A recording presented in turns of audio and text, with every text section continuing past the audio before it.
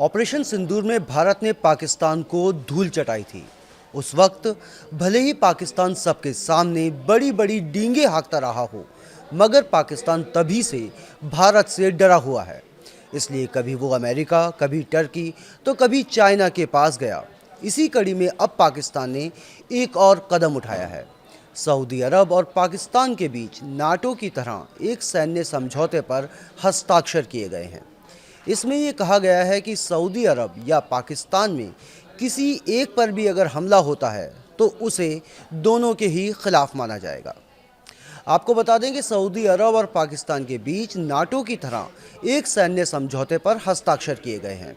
ये रणनीतिक पारस्परिक रक्षा समझौता इस बात का संकेत है कि सऊदी अरब अब अपने सुरक्षा गठबंधनों में विविधता लाने के लिए तैयार है।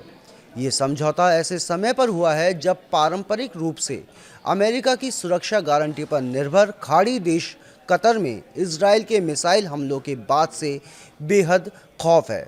इस समझौते पर सऊदी क्राउन प्रिंस मोहम्मद बिन सलमान और पाकिस्तान के प्रधानमंत्री शहबाज शरीफ ने रियाद में हस्ताक्षर किए। शहबाज शरीफ इस समय रियाद के दौरे पर हैं।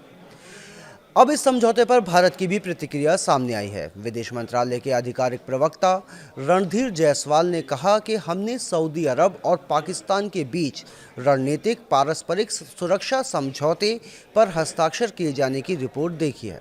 सरकार को पता था कि ये डेवलपमेंट जो दोनों देशों के बीच लंबे समय से चली आ रही है, व्यवस्था को औपचारिक बनाता है। हम अपनी राष्ट्रीय सुरक्षा के साथ साथ क्षेत्रीय और वैश्विक स्थिरता के लिए इस डेवलपमेंट की रिपोर्ट का अध्ययन करेंगे।